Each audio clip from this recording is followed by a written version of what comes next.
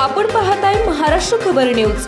या बातमीचे प्रायोजक आहेत श्री गणेश ज्वेलर्स अँड सराफ दक्षिण पुणे।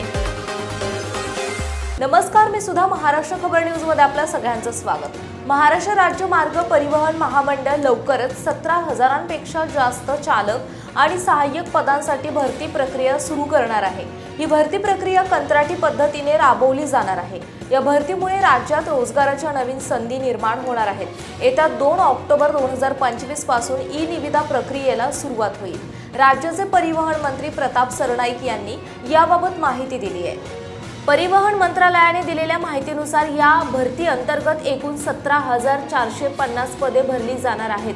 कंत्राटी पद्धतीने भरती होणाऱ्या चालक आणि सहाय्यक उमेदवाराला दरमहा 30,000 पगार देण्यात येणार आहे। शिवाय उमेदवारांना एसटी कडून प्रशिक्षण देखील दिले जाणार आहे।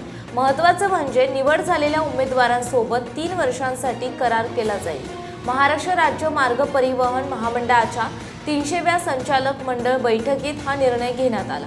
या भरतीचा मुख्य उद्देश एसटी महामंडळाच्या सेवेला अधिक बळकट करणे आणि प्रवाशांना उत्तम सुविधा पुरवणे आहे।